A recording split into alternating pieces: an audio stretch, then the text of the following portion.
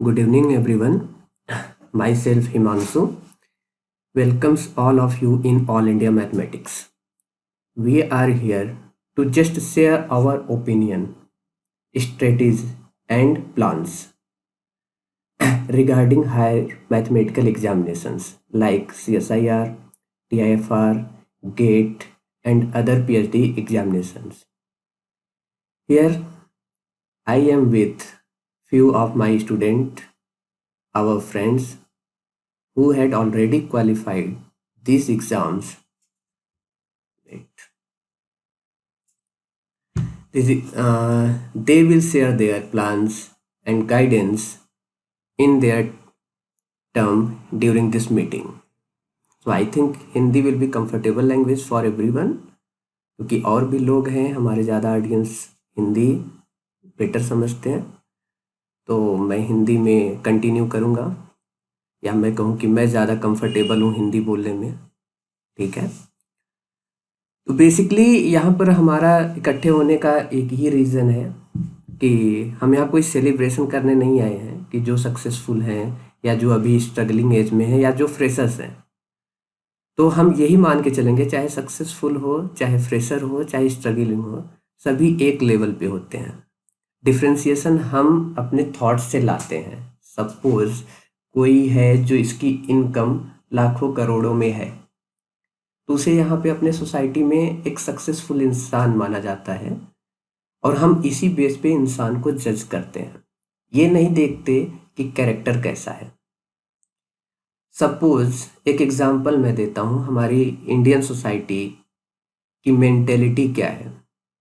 आप highly educated हो जाएं, लाइक आप एमएससी कर लीजिए, पीएचडी कर लीजिए, और आप अपनी चॉइस से कोई एक भी जॉब मत करिए। आप ये कहिए कि मुझे बस, मैंने पढ़ लिया, मेरा पढ़ना एक पैशन था, मैंने अपने सेटिस्फैक्शन के लिए हायर स्टडीज़ ले ली, बट मुझे कोई जॉब नहीं करनी है, या मुझे गांव में जाके फार्मिंग करनी है या दूसरों की मदद करनी है। तो आप जानते हैं, जब आप अपने गांव लौटोगे या अपने घर में, अपने रिश्तेदारों में, तो आपके पीठ पीछे आपकी बुराई कहेंगे कि वो पागल है। इवन आपकी रेस्पेक्ट नहीं की जाएगी टिल आप अगर इनकम नहीं जनरेट कर रहे हैं तो। और इनकम में भी कैसी इनकम, किसी पर्टिकुलर गवर्नमेंट जॉब पे होना चाहिए। आप अगर अपने पैशन से या अपनी खुशी के लिए किसी प्राइवेट जॉब में भी जा रहे हैं, भले आपकी इनकम 8-10 लैक्स पर मंथ हो, होता क्या है, कंपेयर किया जाता है गवर्नमेंट जॉब के में काम करने वाले लोगों से। उसकी पेमेंट 40,000 50,000 भी होगी ना, तो भी उसकी रेस्पेक्ट ज़्यादा है सोसाइटी में। आपकी 8-10 लैक्स है तो भी आपकी रेस्पेक्ट कम है। तो आपके ऊपर एक ज़बरदस्ती का सक्सेस थोपा जाता है, आपको जज कर करके डिमोटिवेट किया जाता है। जैसे मैं बहुत लोगों से बात करता हूँ, एक एग्ज़ाम अटेम्प्ट किया CSIR का, गेट का, या कोई भी अपने स्टेज पे, अपने लेवल पे, वो क्या होते हैं, फेल हो जाते हैं। देखिए, इसमें तो कोई बुराई नहीं है फेल होना। क्यों? क्योंकि CSIR खुद कहता है कि अगर 100 लोग अपीयर हो रहे हैं तो मैं 6% लोग को अवॉर्ड करूंगा। तो जाहिर सी बात है कि 94 लोगों को तो फेल होना पड़ेगा 6% को अवॉर्ड देने के लिए।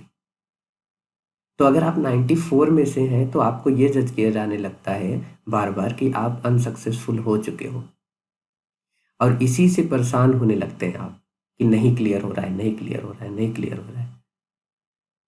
और यही आपके डिप्रेशन का एक रीजन बनता है। और दूसरी चीज, सपोज आप उन 100 लोगों के साथ CSIR और गेट जैसे एग्जाम में अपीयर कर रहे हो। सपोज आपके 6 दोस्त क्वालिफाई हो गए CSIR एग्जाम में, तो होता क्या है कि आप जो 100, आपके जो 6 फ्रेंड है जिनके साथ आप 24 आवर उठना बैठना, लाइब्रेरी शेयर करना, चाय पानी करना, वो भी आपको एक समय के बाद छोड़ना शुरू कर देते हैं। ये अक्सर देखा जाता है कि आदमी का जब एक लेवल ऊपर हो जाता है और आपके फ्रेंड्स का लेवल उतना ही रहता है, तो आप खुद अपने फ्रेंड्स को इग्नोर करना छोड़ देते हो जो आपसे नीचे रह जाते हैं। तो अगर ये भी मेंटेलिटी आप लेके चल रहे हैं तो इसको भी बदल दीजिए। मुझे याद है कि मैं बचपन से मेरे बहुत से दोस्त हैं। मुझे एक-एक फ्रेंड याद है। इवन मैं अपने खाली समय में अपने पुराने फ्रेंड्स को याद करता हूँ। उसमें से कुछ लोग उसमें से कुछ लोग हाई स्कूल तक ही पढ़े हुए हैं, फेल हो गए, बेचारे स्ट्रगल कर रहे हैं। कोई एमआर का जॉब कर रहा है, कोई गाँव में खेती कर रहा है, कोई कुछ कर रहा है। लेकिन मैंने कभी भी अपने उन दोस्त से कंपेयर नहीं किया जो कहीं फॉरेन में जाके पीएचडी कर रहे हैं। कोई अच्छे गवर्नमेंट जॉब में लग गया, कोई प्रोफेसर भी बन गए, एक आधे लोग जो हमारे बैच के थे। बट मैंने कभी भी इस चीज़ में डिफरेंशिएट नहीं करता, ना किया कभी। कैसे नहीं करता? सपोज मेरा एक फ्रेंड है, वो अच्छे गवर्नमेंट जॉब में है, और दूसरा मेरा एक फ्रेंड है जो कोई जॉब नहीं करता, वो हाई स्कूल में ही मेरा उसका साथ छूट गया। मैं आगे तक भी पढ़ लिया, वो वहीं रह गया, वो कोई छोटा मोटा जॉब कर रहा है। सपोज उसने मुझे किसी चीज़ के लिए इनवाइट किया कि भाई आज बर्थडे है, आ जाना। ठीक है, मैंने अगर उसको बोल दिया कि ठीक है मैं आ जाऊँगा, और वहीं दूसरी तरफ थोड़ी देर के बाद मेरा जो बहुत सक्सेसफुल फ्रेंड है, जिसको सोसाइटी में सक्सेसफुल माना जाता है उस नज़रिए से, वो कहीं फॉरेन में रह रहा है या कहीं अच्छी जॉब कर रहा है गवर्नमेंट में या कोई ऑफिसर है, उसने भी मुझे बोला कि भाई मेरे यहाँ भी एक बर्थडे पार्टी है, आप आ जाइए। तो मैं 100%, अगर मैं बर्थडे पार्टी में जाने के बाद मेरे पास टाइम है, तो मैं अपने पहले दोस्त के पास जाऊँगा। ये नहीं कि वो आप एक ऑफ़िसर हैं या सक्सेसफुल हैं, तो मैं आपको इम्पोर्टेंस देने के लिए अपने उस दोस्त के लिए एक बहाना खोज लूँगा। और अक्सर ऐसा होता है, आप लोग ऐसा करते हैं, और इसमें भी जो बहुत लोग मेरे साथ सुन रहे हैं मेरी चीज़, आप भी ये चीज़ें करते हैं कि आप एक सक्सेसफुल को ज़्यादा इम्पोर्टेंस देते हैं। ये एक तरह का डिस्क्रिमिनेशन है, चाहे एजुकेशन, मेन चीज़ ये चीज़ें रिलेटेड है एजुकेशन से ही, जो आदमी को डिप्रेस करती है, सोसाइटी को डिस्ट्रॉय करती है। क्योंकि एक आदमी कहता है कि यार मैंने कम पढ़ा लिखा है, तो जैसे लगता है मैंने गुनाह कर दिया है। क्योंकि लोग उसको एहसास दिलाते हैं, उससे लोग दूर भागते हैं, उसके अपने आप लोग उससे दूर भागने लगते हैं। ठीक है? तो ये सब डिस्क्रिमिनेशन को छोड़े, इससे क्या होता है, अनसर्टेन और अननेसेसरी का लोगों पे, आपके दोस्त पे, आपके सोसाइटी की वजह से एक डिप्रेशन आता है। परेशान हो जाते हैं कि मेरे एग्ज़ाम्स नहीं क्लियर हो रहे, ये नहीं। अगर आप उनको बेटर होगा, आप मोटिवेट करो। आप अगर सक्सेसफुल हो गए तो आप बीच-बीच में उनसे बातें करो कि भाई क्या कर रहे हो? नहीं हुआ क्लियर, फिर से एक बार अपीयर करो। फिर से एक बार ट्राई करो, हो जाएगा। मेरा हो गया, हम दोनों साथ पढ़े थे, ऐसे कैसे नहीं होगा? आपको कोई इन्फॉर्मेशन मिल रही जो उसके लायक है, आप उसको तुरंत शेयर करिए। ये नहीं कि आप अपने ही टाइप के लोगों में शेयर कर रहे हैं। सपोज़ आप पीएचडी में चले गए, तो आप केवल ये देखते हो कि मेरे दोस्त केवल पीएचडी वाले हों।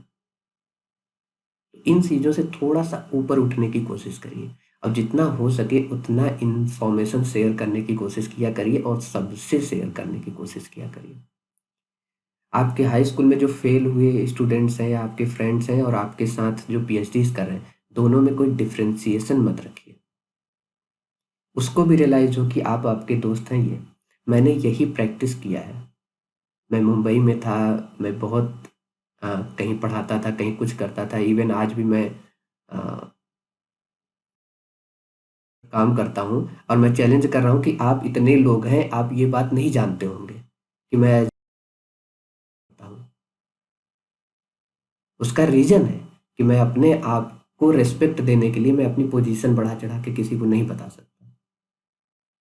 आज आप पहली बार मेरे मुँह से सुन रहे होंगे कि काम करता हूँ, बट कहाँ करता हूँ, ये मैं नहीं बता सकता। क्यों? क्योंकि मैं ये नहीं चाहता कि मेरी पोजीशन देख के, मेरी जॉब देख के आप लोग मुझसे इम्प्रेस हो। नहीं, आप मेरे कैरेक्टर से इम्प्रेस हो, दैट्स इट, यही है। चाहे मेरे पास ₹0 की इनकम हो, और मुझे ऐसे ही पसंद होते हैं। इसीलिए मैं इम्प्रेस होता हूँ, मार्केट पे जो ठेले वाले होते हैं, मैं उनसे बात करके इम्प्रेस होता हूँ। उनसे मेरी दोस्ती हो जाती है। कोई छोटे-मोटे पानी पूरी वाले हैं, उनसे भी मेरी दोस्ती हो जाती है। मैं जिस मार्केट में रहता हूँ या जहाँ भी मैं अपने पिछले कुछ सालों में, 5-7 सालों में जहाँ भी गया हूँ, हर मार्केट में मेरे इस लोगों के भी, इस तरह के लोग भी दोस्त हैं, आज भी मेरे कॉन्टैक्ट हैं।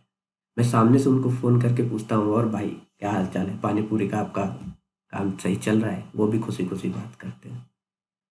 ये नहीं देखता कि नहीं मैं केवल फ़ोन किसको करूँगा, जो मेरे तरह के जॉब कर रहे होंगे, मैं उन्हीं लोगों को केवल फ़ोन करूँगा। मैंने ऐसा कभी नहीं सोचा, ना मैंने ऐसा कभी किया। और यही रीज़न है कि मेरे फ्रेंड्स इस बात को बोलते हैं बैकग्राउंड में कि चाहे जो भी हो, हिमांशु ये इस तरह की चीज़ें नहीं करता। नहीं तो और भी दोस्त हैं जो थोड़ा-सा भी आगे निकल गए हैं, वो तो पूछते तक नहीं। ये मेरी ज़िम्मेदारी है। समाज में या इस तरह का जो अनसर्टेन चीज़ें होती हैं अपने साथ वालों को, उनको कोई इन्फॉर्मेशन होती है, कोई भी चीज़ मिलती है तो मेरे दिमाग में सारी चीज़ें रहती हैं। मैं उससे रिलेटेड वो इन्फॉर्मेशन उसको शेयर कर देता हूँ। ठीक है? तो आप केवल और केवल कैरेक्टर देख के इम्प्रेस होइए। तो इससे क्या होगा कि आपको ज़रा-सा भी इस बात से तकलीफ़ नहीं होगी कि आपके पास एक इन्फॉर्मेशन आई और वो इन्फॉर्मेशन आप उन तक भी पहुँचा सकें जो आपसे पीछे थोड़े रह गए। तुरंत शेयर करें, नहीं तो कुछ लोग भी ये हैं कि उनके पास एक इन्फॉर्मेशन, वो सोचते नहीं, नहीं उसको नहीं शेयर करेंगे, नहीं तो वो भी हमारे साथ आगे निकल जाएगा। वो आने ही नहीं देना चाहते अपनी बराबरी। ये सब चीज़ें भी थोड़ा छोड़ दें। मैं केवल और केवल ऐसे ही जनरल बात करने आया था। बाकी हमारे साथ कुछ लोग अभी जुड़े हुए हैं। उनमें से कुछ लोगों ने higher mathematical exams like GATE है, सीएसआईआर है, आईआईटी-जेईई है या जो भी है, क्वालीफाई हैं और अच्छी जगह काम कर रहे होंगे या करने की कोशिश कर रहे हो या पीएचडी में एनरोल करने की कोशिश कर रहे होंगे। और हमारे पास जैसे हम कुछ जान रहे हैं कि आप लोग स्टूडेंट मुझे एज ए आपका टीचर मत ट्रीट करिए, क्योंकि मुझे इस तरह से अगर यही टीचर ही ट्रीट करवाना होता तो मैं अपने बारे में ये इन्फॉर्मेशन आपको जब पढ़ाना शुरू किया था तभी मैं दे सकता था कि मेरी ये जॉब है, मैं ये करता हूँ, ये करता हूँ। आप मुझसे इम्प्रेस होइए कि अरे सर तो ये, मैं ये नहीं चाहता था। मैंने आज आपको पहली बार बोला होगा तो आप जानते होंगे कि मैं ये करता हूँ। मैं हमेशा किसी को अपना इंट्रोडक्शन देता हूँ तो यही देता हूँ कि मैं एक यूपीएससी एस्पिरेंट हूँ, क्योंकि मैं अभी भी यूपीएससी के लिए प्रिपरेशन करता हूँ अपने जॉब की। मेरे जो क्लोज फ्रेंड है उनके अलावा जो मेरे नए फ्रेंड हैं उनको तो पता भी नहीं रहता इवन मैं यहाँ पर हूँ, यहाँ रह रहा हूँ। यहाँ पे मेरे दोस्त जो एसएससी की कोई तैयारी कर रहा है, कोई यूपीएससी की तैयारी कर रहा है, कोई कुछ कर रहा है, कोई ग्रुप डी की तैयारी कर रहा है, किसी को नहीं पता है कि मैं क्या करता हूँ। उनको लगता है ये भी हमारे जैसे यूपीएससी की तैयारी करते हैं। तो इससे हम मुझे फ़ायदा क्या मिलता है कि वो जो सामने वाले लोग हैं, जो मेरे नए दोस्त बने हैं, वो मेरे साथ ज़बरदस्त तरीके से इंटरेक्शन रखते हैं। ज़बरदस्त इंटरेक्शन होता है, उनको कोई शर्मिंदगी नहीं, वो एक्स्ट्रा मैनिपुलेशन करके नहीं चलते कि सामने वाला ये कर रहा है तो इससे इस लगे। नहीं, मुझे रेस्ट्रिक्शन और बाउंड नहीं चाहिए कि आप कोई एक अपने अंदर तहज़ीब लाएँ कि सामने वाला इंसान इस है तो मुझे थोड़ा-सा चेंज होके इससे बात करना होगा। ये मुझे नहीं पसंद है। तो आप भी मुझे इस नज़रिए से मत देखें कि मैं ये हूँ, वो हूँ। मैं तो कहूँगा इवन आप मेरा नाम लेके बोलें, मुझे ज़्यादा अच्छा लगता है। मेरे जो नए फ्रेंड होते हैं यहीं के लोग हैं, वो गाली दे के भी बात कर लेते हैं। लेकिन अगर सपोज़ उनको मैं बता दूँ कि मैं ये करता हूँ, तो क्या मुझसे उतनी फ्रीली से बात कर पाएँगे? नहीं, मार्केट में चलते हुए फिर उनके अंदर एक तमीज़ आ जाएगी, लहज़ा आ जाएगा कि नहीं, नहीं इनके लिए ऐसे रहना है। तो ये चीज़ मुझे नहीं पसंद तो मैं नहीं, क्योंकि फिर वो खुद मुझे अलग करने लगेंगे कि नहीं भाई ये थोड़े वैसे हो गए हैं तो इनसे थोड़ा दूरी बना के रखना पड़ेगा, इनसे थोड़े से लहजे में बात करना पड़ेगा। वो चीज़ों को आप भी यही मैं कोशिश करूँगा कि आप भी इसी तरह अपने चीज़ों को ग्लोरीफाई मत करिए, क्योंकि आप जो हैं आप अपनी खुशी से, अपनी मेहनत से हैं।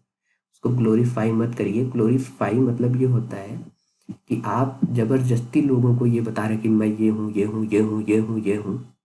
तो सामने वाले को लगता है जैसे मैं कुछ हूँ ही नहीं, ये मुझे ओवरकम करने की कोशिश कर रहा है, मुझे ये नीचा दिखाने की कोशिश कर रहा है।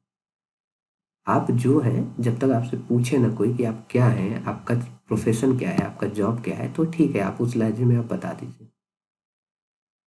तो उसका भी मज़ा लीजिए।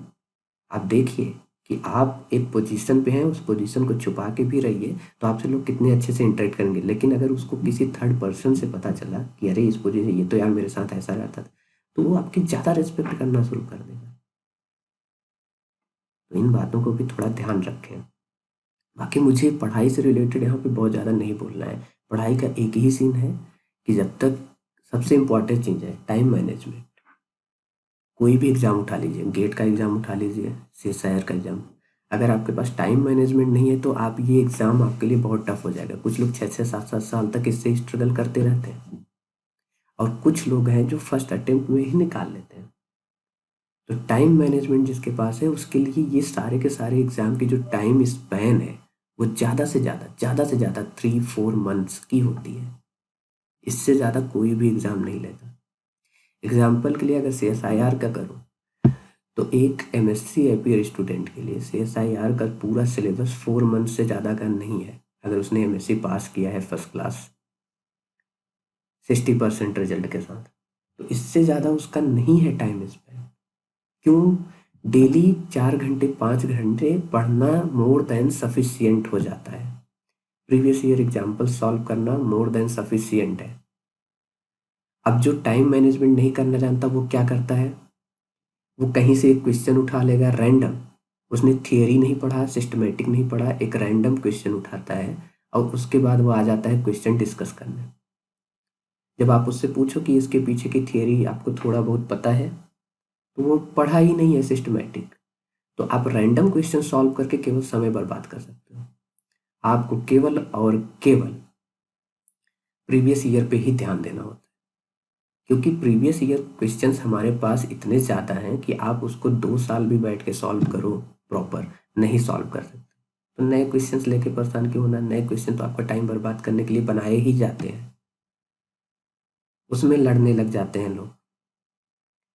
गेट का एग्ज़ाम है, उसकी पूरी की पूरी पढ़ाई 3 से 4 महीने में ख़त्म हो जाती है। अगर आप कर रहे हैं प्रीवियस ईयर एंड उसकी पूरी सिलेबस ये वो करके ख़त्म हो जाती है, तो फिर क्यों नहीं क्वालिफाई हो पाता? क्योंकि टाइम मैनेजमेंट आपके पास नहीं है। सबसे ज़्यादा टाइम कहाँ पे वेस्ट होता है आपका इस समय? वह है मोबाइल। तो आपको अपने प्रति स्ट्रिक्ट होना ही पड़ेगा थोड़ा बहुत।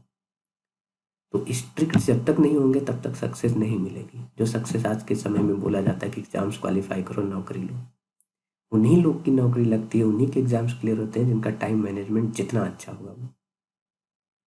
केवल 5 घंटे टाइम मैनेजमेंट करने में आपकी हालत ख़राब हो जाती है। 2 दिन 3 दिन ज़बरदस्ती मैनेज भी किया तो उसके बाद क्या होता है, चौथे दिन 5वें दिन वो थका जाता है, क्योंकि आपका माइंड स्टेबल नहीं है। आपने इतनी चीज़ें अपने आप को डिस्टर्ब करने वाली अपने आसपास रख ली है कि पूछो मत। जैसे मोबाइल तो सबसे बड़ा रीज़न है। दूसरी चीज़ कि आप फैमिली के अननेसेसरी टेंशन को अपने ऊपर ले लेते हो। फैमिली में जो टेंशन थी वो पहले भी थी, आप अब बड़े हो गए हो तभी भी है और वो आगे भी रहेगी। तो आपको उससे डिस्टर्ब होने की ज़रूरत नहीं है।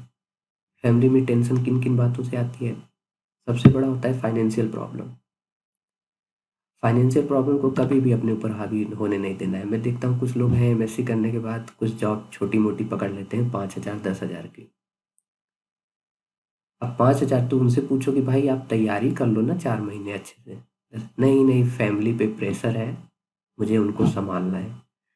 तो आप 4-5 हज़ार 10,000 की जॉब अगर कर रहे हो, आपका सीएसआईआर या गेट नहीं क्लियर कर पा रहे हो, आप प्रोग्रेस नहीं कर पाओगे हायर स्टडीज में, तो वो 10,000 से आप बहुत ज़्यादा इम्प्रूव नहीं कर सकते अपने परिवार को। आपके परिवार पहले से ही तकलीफ में था, तो थोड़ा 4 महीने और तकलीफ में रह लेने दो। लेकिन आप अभी से 10,000 में लग गए, 10,000 से आपकी फैमिली की कंडीशन तो ठीक होगी नहीं, 1% इम्प्रूव होगी और आप अपना 4 साल समय खराब कर दिए 10,000 की इनकम में, 10,000 की जॉब में। आप भी फ्रस्ट्रेट हो गए और फैमिली आपकी 4 साल में जहाँ थी वहीं रह गई। लेकिन वही 4 महीने आप थोड़ी फैमिली को और भी प्रॉब्लम में डाल के जैसे चल रहा था वैसे ही चलने देते, तो उससे क्या होता कि आप 4 महीने में कोई एग्ज़ाम क्वालिफाई कर लेते, हायर स्टडीज़ में चले जाते, तो आप पहले से 10 गुना तेज़ी से, 20 गुने तेज़ी से अपने परिवार को नॉर्मल कर सकते थे।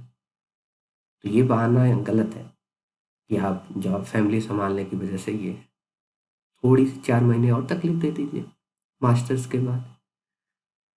तो सबसे बेसिक है कि आपको अपने लिए स्ट्रिक्ट होना पड़ेगा, टाइम का मैनेजमेंट करना पड़ेगा। आप एक टाइम फिक्स करिए कि मुझे इस टाइम में चाहे दुनिया की इधर से उधर हो जाए, मोबाइल नहीं चलाना है, फैमिली का कोई टेंशन नहीं रखना है, यार दोस्त आ जाएँ तो भी उनके साथ घूमने फिरने चाय पानी के लिए नहीं जाना है, कोई रिश्तेदार हो जाए, जब तक इमरजेंसी ना हो, ये 5 घंटे 4 घंटे दिन भर में मेरे ही हैं। उसके बाद आप चाहे सोइए, टीवी देखिए, मौज करिए। 5 घंटे मोर देन सफिशिएंट टाइम होता है किसी भी एग्ज़ाम को क्वालिफ़ाई करने के लिए। ये मेरा एक्सपीरियंस है और ये भी रेगुलर होना चाहिए। 3 महीने, 4 महीने रेगुलर होना चाहिए। 4 महीने आप 4 घंटे डेली पढ़िए और लास्ट के 2 महीने आप 15 घंटे पढ़िए। तो कौन सा बेटर है? जो आपने 4 घंटे डेली 4 महीने पढ़ा, वो पढ़ाई में दम है, वो पढ़ाई स्ट्रांग है, कंपेयर टू जो आपने पढ़ाई 2 महीने में 15-15 घंटे, 20-20 घंटे किया उससे। क्योंकि जो 2 महीने में की गई 15-20 घंटे की पढ़ाई वो अनस्टेबल है, वो रिकॉल नहीं होती है, उसमें जल्दीबाजी होती है। तो जल्दीबाजी वाला काम शैतान का काम होता है। एग्जाम में जाके सब जल्दीबाजी में गड़बड़ हो जाएगा। एक क्वेश्चन गड़बड़ हुआ क्योंकि वो रिस्टोर नहीं होगा माइंड में वो चीज़ें, क्योंकि उसको आपने सिस्टमेटिक नहीं पढ़ा है, जल्दीबाजी में पढ़ा है, तो सब खिचड़ी बन जाता है एग्जाम में जाने के बाद। फिर कहते हैं अरे 2 महीने मैंने कुत्तों की तरह पढ़ाई किया लेकिन फिर भी एग्जाम मेरा रह गया। उसका रीज़न ये है कि आपने शैतानों वाला काम किया। ठीक है, तो बेटर होगा कि आप टाइम मैनेजमेंट पे ध्यान दें। और हमारे साथ एक बहुत अच्छे स्पीकर हैं और कोई स्टूडेंट्स हैं जिनको मैं जानता हूँ पर्सनली। काजल सचदेवा जेआरएफ क्वालिफाई हैं, गेट क्वालिफाई हैं। उन्नति शुक्ला, ये भी आप भी गेट क्वालिफाई हैं, आई थिंक जेआरएफ भी। और भी कुछ लोग हैं इसमें, जितना मेरे स्क्रीन पे नाम आ रहा है पर्सनली जिनको मैं जानता हूँ। तो उन्नति शुक्ला जो है एक अच्छे स्पीकर हैं, उनके वीडियोज़ अगर मुझे मिलते हैं तो मैं पूरा सुनता हूँ। और टाइम मैनेजमेंट पे इनके वीडियोज़ भी मैंने देखे हुए हैं, तो मुझे काफ़ी पसंद आया कि टाइम को कैसे मैनेज किया जाए। उन्होंने प्रॉपर एक प्लान भी शेयर किया था, वो भी मैंने देखा, तो मुझे काफ़ी अच्छा लगा। एंड काजल सचदेवा जो करेंटली किसी यूनिवर्सिटीज़ में टीच करते हैं, तो और उनका भी एक सेमिनार मैंने देखा था, वो भी काफ़ी पसंद आया। ठीक है, तो मैं बाकी और भी जो बोलना चाहें, अपनी ओपिनियन शेयर करना चाहें या कुछ पूछना चाहें वो पूछ सकते हैं। लेकिन उससे पहले मैं उन्नति शुक्ला को बोलूँगा कि वो भी कुछ बातें यहाँ पर बोलें, ताकि जो नए हैं या पहले से जो जानते हैं वो भी गाइडेंस ले सकें। तो ओवर टू यू उन्नति शुक्ला, अगर सुन रहे हो तो। Yes sir. जी। मेरी आवाज़ आ रही है आपको? जी, बोले। Okay sir. तो मेरी जर्नी, मैं अपनी जर्नी से ही स्टार्ट करती हूँ पहले तो। तो मेरी जर्नी 2014 में स्टार्ट होती है। वैसे तो जब से मैं पैदा हुई हूँ तब से मेरी जर्नी स्टार्ट हो चुकी है। पर 2014 में मैंने बीएससी में एडमिशन लिया अपने ही शहर में। एक उसके मिनट, बाद आप मुझे एक सेकंड देंगे? मैं सबसे रिक्वेस्ट यस। करूंगा कि आप अपने कैमरा ओपन कर लें ताकि उन्नति को भी लगे कि आप लोग उनको ध्यान से सुन रहे हैं। एक चेहरा सामने दिखने से आदमी को मोटिवेशन मिलता है और इंटरेक्शन अच्छा होता है। तो देखें, एक लोग तो शर्मा के अभी भाग गए। अपने आप को थोड़ा बोल्ड बनाएं, लोगों के सामने प्रेजेंट करना सीखें। तो अगर आपको ये दिक्कत हो रही है कि मेरे बैकग्राउंड खराब है, तो मैं अपना, मेरा बैकग्राउंड आप लोग से भी खराब है, मैं चेंज कर दूंगा। मेरा ग्रीन पर्दा पीछे लगा हुआ है, तो इसमें शर्माने की, वो तो मैंने इसलिए लिखा कि विजुअल थोड़े अच्छे हैं, बाकी मेरा इंटरेस्ट नहीं है, क्योंकि जो सच है वो सच है। और तो आप सब लोग अगर कैमरा ऑन कर लें तो ज़्यादा अच्छा होगा, ताकि इंटरेक्शन अच्छा आ सके। स्टार्ट करते हैं। ठीक है। 5 से ओके सर। तो 5 से 7 मिनट लूँगी मैं आपके। कुछ ऐसा नहीं है मेरी जर्नी के जो बहुत ज़्यादा मोटिवेशनल है। 2-3 बातें बताऊँगी जो आप थोड़ा बहुत सीख सकते हो मेरी जर्नी से। तो 2014 से 17 तक मैंने बीएससी की। मैंने भी जैम की कोचिंग ली थी, बट मेरी रैंक कुछ बहुत ही ज़्यादा आई थी, 1500 के अराउंड आई थी। तो वो मेरा आईआईटीज़ में एडमिशन नहीं हो पाया था, तो मैंने यहीं रोहतक में रहती हूँ मैं, तो यहीं पे एमडीयू में एडमिशन ले लिया था। तो मैं बहुत ज़्यादा एम्बिशियस नहीं थी कभी भी लाइफ में, इसलिए मैंने ढंग से जैम की तैयारी भी नहीं की थी। उसके बाद जब एमएससी में आए, तो भी मैं कुछ ज़्यादा सीरियस नहीं थी लाइफ को लेकर। बस मुझे एक चीज़ पता थी, बीएससी फाइनल ईयर में मुझे बस एक चीज़ पता चली कि मुझे बोलना पसंद है, जैसे कि अभी मैं बोल रही हूँ।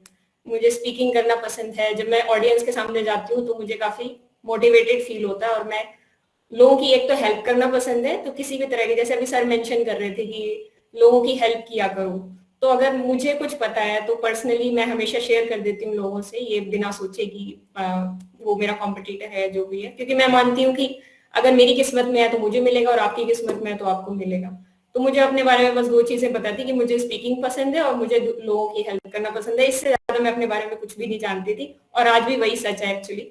और मैथ्स तो ख़ैर था ही अच्छा, तो उसको कर ही रहे थे। फिर एमएससी में आने के बाद भी कुछ ख़ास एम्बिशन था नहीं मेरा। एमएससी फाइनल ईयर में एक प्लेसमेंट हुआ था इन्फोसिस कंपनी में मेरा और मेरे कई बैचमेट्स का। तो मेरे जितने भी बैचमेट्स थे उन्होंने प्लेसमेंट ले लिया और मैंने नहीं लिया क्योंकि मुझे वो जॉब प्रोफाइल पसंद नहीं था, सिस्टम इंजीनियर का जॉब प्रोफाइल था। उस वक्त तक मुझे ये क्लियर नहीं था कि मुझे लाइफ में आगे क्या करना है, बट मुझे ये क्लियर था कि मुझे ये नहीं करना है। तो और मैं यहाँ पे छोटा सा बात बताती हूँ कि मैं प्रिविलेज्ड हूँ कि मेरा फाइनेंशियल बैकग्राउंड इतना अच्छा है कि मैं एक जॉब को ऐसे छोड़ सकती थी। 3.6 लाख पर एनम का वो जॉब प्रोफाइल था। तो आपके लिए मैं कहूंगी कि ये गलती मत करना। अगर आपका फाइनेंशियल बैकग्राउंड अच्छा नहीं है तो इस तरीके की प्लेसमेंट जो कि डिसेंट प्लेसमेंट थी आप ले सकते हो अपने कॉलेज में, तो मैंने छोड़ दी। उसके बाद एमएससी करने के बाद जैसे सब भेड़ चाल में चलते हैं मैंने भी नेट की तैयारी शुरू कर दी। तो करा, फर्स्ट अटेम्प्ट में नहीं हुआ, सेकंड अटेम्प्ट ट्राई किया नेक्स्ट ईयर। अब कोविड आ गया था तो एक एक साल में एक एक पेपर हो रहा था नेट का। तो सेकंड अटेम्प्ट में किया, नहीं हुआ। घर में कुछ प्रॉब्लम्स भी आ गई थी जिस वजह से लास्ट मंथ में पढ़ नहीं पाई, तो उस वजह से नहीं हुआ। अब यहाँ पे थर्ड अटेम्प्ट आता है, अभी मैंने थर्ड अटेम्प्ट नेट का दिया। इस बार भी मुझे कम ही उम्मीद लग रही है क्योंकि नेट से मेरा पता नहीं क्या है, नेट मेरा नहीं होता है कभी भी। लेकिन गेट का भी ये मेरा थर्ड अटेम्प्ट था। गेट का फर्स्ट अटेम्प्ट मेरा क्लियर नहीं हुआ था, 2020 में दिया था। सेकंड अटेम्प्ट में मेरी 527 रैंक थी और मैंने थर्ड अटेम्प्ट कुछ ऐसा खास सोच के नहीं दिया था। अभी मैं आपको आगे के प्लान्स बताती हूँ अपने। लेकिन जो थर्ड अटेम्प्ट मैंने दिया उसमें मेरी रैंक थोड़ी सुधर गई और 77 रैंक आई है मेरी इस साल। तो अब मुझे लग रहा है कि पहले तो मेरा प्लान था ये साल 2 साल में इस चीज में फंसी रही कि मुझे पीएचडी करनी है, पीएचडी करनी है, पीएचडी करनी है। बट मेरे को ये समझ में आया कुछ थोड़ा बहुत रिसर्च करने के बाद, लोगों के एक्सपीरियंसेस देखने के बाद, कि पीएचडी के बाद कुछ ऐसा खास स्कोप है नहीं। अगर आपको पीएचडी करनी है तो आपका इंटरेस्ट होना चाहिए पहले तो उस चीज में। और मुझे पता था कि मेरा इंटरेस्ट पीएचडी में नहीं है, मेरा इंटरेस्ट बोलने वाली पीएचडी में है। मैथ वाली पीएचडी नहीं कर सकती, मेरे बस की नहीं है। ऑल्दो मैथ्स मुझे पसंद है बट इतना पसंद नहीं है कि मैं उसमें जाके रिसर्च करूं। तो फिर मैंने सोचा कुछ अलग करना चाहिए और फिर बस अभी गेट का एग्जाम मैंने दिया। पिछले 2 अटेम्प्ट जो मैंने दिए थे मैंने अच्छे से तैयारी करके खूब मेहनत से दिए थे। ये वाला जो अटेम्प्ट दिया इसमें मैंने तैयारी बिल्कुल भी नहीं की थी गेट के लेवल के लिए। और मैं अपने बारे में एक और बात बता दूं कि मैं जैम को के स्टूडेंट्स को पढ़ाती हूँ। अभी लास्ट ईयर जो जैम 2022 का बैच है वो मैंने पढ़ाया है। तो मतलब 2022 में 2021 में ऐसा दिमाग खराब हो गया था कि नेट का एग्जाम नहीं हो रहा है, क्या चल रहा है जिंदगी में, क्या करना चाहते हैं, कुछ समझ में नहीं आ रहा था। तो फिर मैंने एक ऐसा स्टेप लिया जो मैं कहूंगी एक बोल्ड स्टेप था कि मेरे को जैम का बैच स्टार्ट करना है ऑनलाइन। क्योंकि ऑफलाइन उस वक्त स्टार्ट करने के लिए मेरे पास कुछ खास रिसोर्सेज नहीं थे घर में। मेरे घर में इतनी जगह नहीं होती थी, मैं 4x4 के कमरे में रहती थी और मैं स्टूडेंट्स को बुला के ऑफलाइन कोचिंग स्टार्ट करूँ ऐसा कुछ नहीं था। तो उस वक्त मैंने लैपटॉप मेरे भाई ने दिलवाया, मुझे पेन टैब दिलवाया। अगेन मैं यहाँ कहूंगी मेरी प्रिविलेज थी मैं कि मुझे लैपटॉप में अफोर्ड कर सकती थी और पेन टैब अफोर्ड कर सकती थी। फिर मैंने ऑनलाइन क्लासेस अपनी स्टार्ट कर दी। अब यहाँ पे मैं एक डिस्क्लेमर देना चाहती हूँ कि उससे पहले मैंने कभी किसी को ट्यूशन भी नहीं पढ़ाया था जैम का बैच स्टार्ट करने से पहले, और मैंने सीधा जैम के बैच में जंप मारा। लेकिन मुझे एक बात पता थी कि मैं टीचिंग बहुत अच्छी कर सकती हूँ।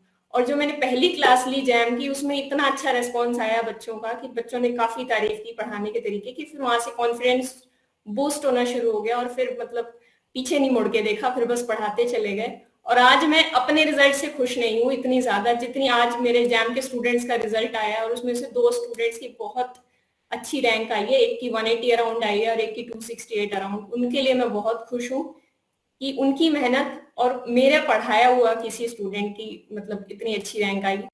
तो बस आगे के मेरे प्लान्स ये हैं कि अब मैं एमटेक का सोच रही हूँ क्योंकि अब इतनी डिसेंट रैंक आई गई है गेट में, तो अब मैं एमटेक करना चाहूंगी।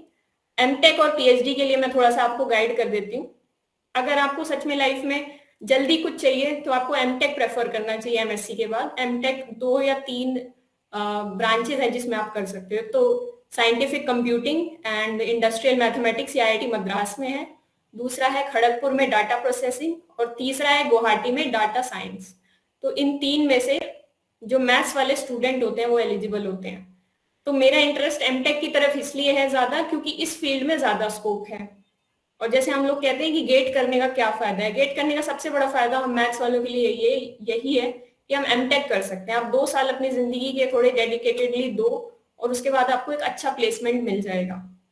तो अगर आप उनमें से हो जिनका कुछ खास पैशन नहीं है ज़िंदगी में, वैसे ऑल्दो मेरा पैशन है बट वो एमटेक से रिलेट नहीं करता, आप लोग जानते ही हो मेरा पैशन क्या है, वो एमटेक से रिलेट नहीं करता, बट अभी मुझे जो रास्ता दिखाई दे रहा है वो एमटेक ही है सबसे सही रास्ता।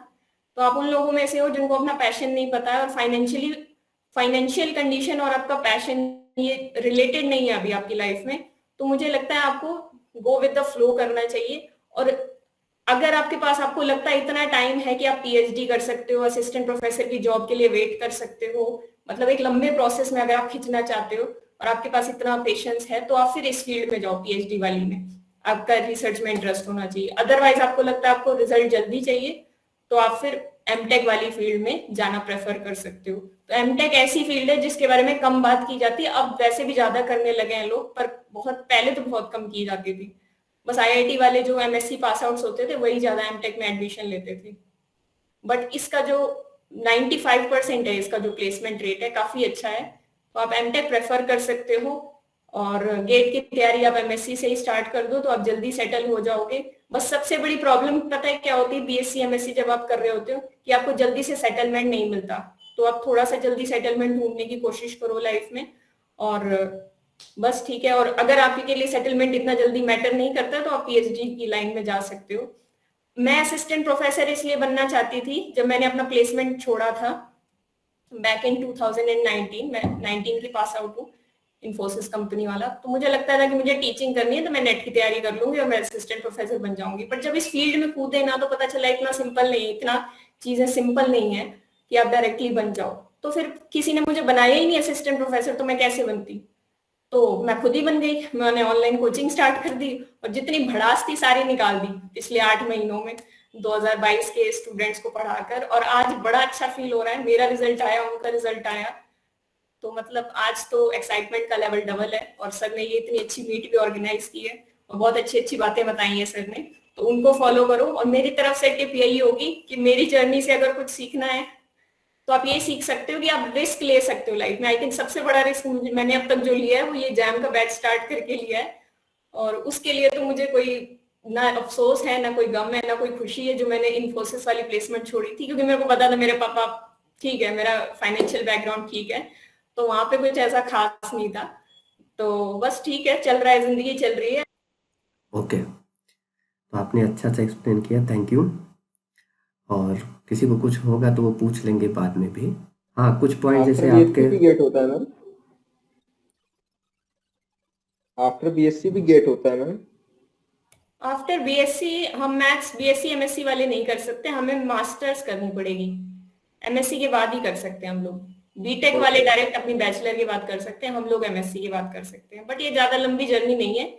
जब मैं एमएससी फाइनल ईयर में थी तो मुझे लगता था बहुत लंबी जर्नी, अरे एमएससी करेंगे फिर एमटेक करेंगे, इससे अच्छा एमएससी के बाद ही सेटल हो जाए, जल्दी से जॉब मिल जाएगी नेट क्लियर करके। बट दोनों चीजें इतनी सिंपल नहीं है, तो मुझे लगता है कोई ज्यादा लंबी जर्नी नहीं है। एमटेक के लिए आपको तैयारी करनी शुरू कर देनी चाहिए, एमएससी में ही गेट क्लियर करो और जल्दी से एमटेक में एडमिशन ले लो, कोई लंबी जर्नी नहीं है, तो घबराने वाली बात नहीं है। आप 3 डिग्री करो, क्या दिक्कत है, बीएससी एमएससी देन एमटेक। ठीक है, थैंक यू, थैंक यू। बिल्कुल। हाँ, ये बात एक अच्छी थी, आपने कहा कि अगर आपकी फाइनेंशियल कंडीशन सही नहीं है और सपोज आप मास्टर्स के टाइम पे आपने कैंपस में कोई इस तरह की जॉब मिल रही है जिसमें 3-4 लाख पर एनम आपको सैलरी मिल रही है, तो मैं बोलूँगा कि आपकी फाइनेंशियल कंडीशन अच्छी हो या ना हो, अगर आपको फर्दर स्टडीज़ में इंटरेस्ट नहीं है तो ये चांस कभी भी आप जाने मत दीजिए। इसका रीज़न क्या होता है कि जो कैंपस की प्लेसमेंट होती है स्टार्टिंग में हो सकता है आपको कम लगे कि 3 लाख 4 लाख मेरे लिए कम है, बट आप देखो कि उसकी ग्रोथ बहुत ज़्यादा होती है। जितने में आप 4 साल स्ट्रगल करोगे सीएसआईआर या पीएचडी वगैरह में ट्राई करने में, उतना तो ट्राई करने में इन जनरल निकल जाता है। बहुत कम लोग ऐसे होते हैं जो मास्टर्स के बाद तुरंत किसी अच्छी जगह पीएचडी में इनरोल हो जाते हैं। नहीं तो ज़्यादातर लोगों का 2-3 साल तो केवल पीएचडी इनरोल करने में और सीएसआईआर गेट निकालने में निकल जाता है। तो अगर आपने प्लेसमेंट की जो 3-4 लैक्स की जॉब कंटिन्यू रखी है, तो अब उस 3-4 ईयर्स के अंदर आप 1 लाख को भी क्रॉस कर सकते हैं, 2 लैक्स को भी क्रॉस कर सकते हैं, उसकी कोई लिमिट नहीं है क्या प्रोग्रेस हो जाए। मेरे साथ के बहुत फ्रेंड्स थे जो 2.5-3 लैक्स की जॉब स्टार्ट किए, मास्टर्स में उनको मिली और आज वो लगभग सारे ही लाख रुपए के ऊपर पहुंच चुके हैं और काफ़ी अच्छी एक सेटल लाइफ जी रहे हैं। और रही बात की पीएचडी, देखिए पीएचडी एक बहुत लंबा रेस है। ये अपने यहाँ जो सिस्टम है, एजुकेशनल सिस्टम है और गवर्नमेंट का जो सिस्टम है, पीएचडी के बाद जॉब गारंटी नहीं देता है। तो आप अभी मार्केट में निकल जाइए तो चलिए, नॉर्मल यूनिवर्सिटीज़ तो छोड़ दिए, आईआईटीज़ भी पीएचडीज़ करके वो लोग अभी भी स्ट्रगल कर रहे हैं कि उनको एक जॉब लग जाए। उनकी एज हो चुकी है 35 ईयर्स 40 ईयर्स, बट उनके पास जॉब नहीं है, वो कहीं प्राइवेट इंस्टीट्यूट में पढ़ा रहे हैं। जबकि एक पीएचडीज़ को तो फ्री बैठना भी नहीं चाहिए, गवर्नमेंट को इस बात की श्योरिटी देनी चाहिए कम से कम कि जो पीएचडीज़ हैं आपके यहाँ के, अगर आपने पीएचडी करा के उनके ऊपर गवर्नमेंट ने इतना पैसा खर्च करके उनकी पर्सनल टाइम भी कंज्यूम करके पूरी मशीनरी कंज्यूम करके एक लड़के को आप पीएचडी डिग्री दे रहे हो, उसके बाद आपने उसे कुछ काम नहीं दिया, तो वो आपका भी गवर्नमेंट का भी पैसा खराब हुआ और उसकी लाइफ के साथ भी आपने खिलवाड़ किया और उसकी जो वर्क है वो जीरो हो जाएगी। आपने सपोज कोई मशीन खरीदा, उससे आप कुछ काम ही नहीं कर रहे हो, तो मशीन खरीदने का, मशीन तैयार करने का कोई मतलब नहीं निकलता है। तो एक एजुकेशनल और गवर्नमेंट को बड़ा चेंज है। इवन सबसे बड़ी जो बुराई है हमारे, इससे मेरी काफ़ी नाराज़गी रहती है और इवन मैंने ये सोचा है कि अभी रिसेंटली मुझे कुछ 2-3 पॉइंट्स जो हैं स्टूडेंट की हेल्प से गवर्नमेंट के पास तक पहुंचानी है। लाइक कि अगर आप पीएचडी कर ले रहे हैं तो इवन आप इतने भी एलिजिबल नहीं है कि आप एक प्राइमरी स्टूडेंट को टीच कर सके, उसके लिए भी आपको बीएड कंपलसरी कर रखा है। आप बताइए आप करना क्या चाह यस रहे हैं कि एक पीएचडी और बीएड में कोई डिफरेंस नहीं है और वहीं आप बीएड करके प्राइमरी में आराम से पढ़ा सकते हैं।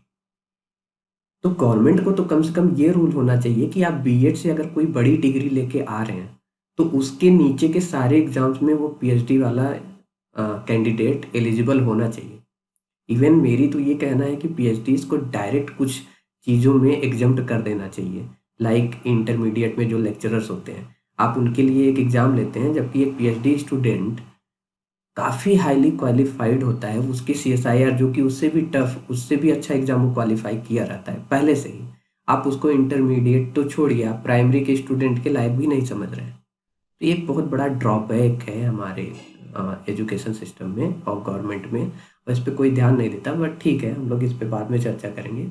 हम पहले बोल देते हैं काजल सचदेवा, वो है मीटिंग में, अगर आवाज़ सुन रहे हैं तो please. Yes sir. Okay so first of all very good evening to all of you. तो वीडियो तो आई थिंक मैं ऑन नहीं कर पाऊंगी because there is some network issue. Okay, it's okay. मुझे यहाँ पे भी कुछ लोगों की वीडियो दिख रही है फिर बंद हो रही है बार बार। आई थिंक आपको मेरी आवाज तो ऑडिबल होगी। Yes yes ma'am. ओके। सो काफी हद तक हमारी जर्नी वैसे तो सिमिलर है उन्नति और मेरी रही, क्योंकि हम सेम ही कॉलेज में पहले पढ़े हैं। 4-5 साल से मैं इसे जानती हूँ पिछले। बट स्टिल फिर भी हम सब यहाँ पे जो बात कर रहे हैं वो एक मेन जो हमारा फोकस एट लास्ट हमें क्या चाहिए, जॉब। मेन यही टारगेट हमारा चल रहा है। तो स्टार्टिंग से मेरा मानना यही है, earn while you learn. Starting से मतलब मैं जब 5th क्लास में थी तब से मैंने पढ़ाना स्टार्ट कर दिया था अपनी मदर के साथ। मेरी मदर एक मैथ्स टीचर रहे हैं, स्कूल में पढ़ाते थे वो, तो शाम को ट्यूशंस वगैरह पढ़ाते थे, वहीं पे साथ में पढ़ाना हेल्प हो जाती थी उनको भी और मेरा भी नॉलेज गेन होती है आई थिंक पढ़ाने से। तो जितना आप पढ़ाएंगे खुद को भी नॉलेज मिलती है। धीरे धीरे आगे बढ़े, 9th क्लास में आए तो 8th क्लास के बच्चों को पढ़ाया, 12th में आए तो 10th वाले भी पढ़ाए और वहां से रियल जर्नी स्टार्ट हुई जब 12th में आई थिंक मेरे 81% अप्रोक्स नंबर थे और यूं था कि एडमिशन लेना है अच्छे कॉलेज में। बट इतने मार्क्स में उस टाइम 90 तक में एक अच्छे कॉलेज में हम जाते थे, लेकिन स्ट्रगलिंग फेज वहां से स्टार्ट हुआ कि नहीं अब तो कुछ करना है। मतलब एक एडमिशन के लिए हमें इतना इधर उधर जाना पड़ा है, कॉलेज देखना पड़ा। ठीक है, गवर्नमेंट कॉलेज में लिया एडमिशन, गर्ल्स गवर्नमेंट कॉलेज, अच्छा कॉलेज है काफी। स्टिल ये था कि इतने से काम नहीं चलेगा, स्ट्रगल तो करना पड़ेगा, मेहनत करनी पड़ेगी। तो वहां से रियल जर्नी स्टार्ट हुई, बहुत अच्छे से पढ़ा।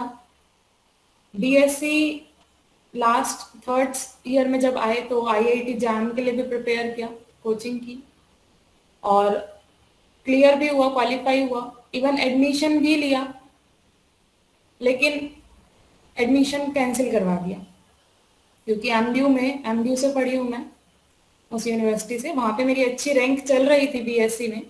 तो फाइनली यही डिसाइड किया कि एमएससी में मुझे वहाँ पे एडमिशन मिल रहा है एमडीयू में, तो गो फॉर दैट, क्योंकि आपकी रैंक यहाँ ऑलरेडी अच्छी है तो आगे आप हो सकता है यहाँ से और अच्छा कर जाओ। एट लास्ट हरियाणा में ही जॉब करनी है तो क्यों नहीं यहीं से आगे कैरी ऑन करें।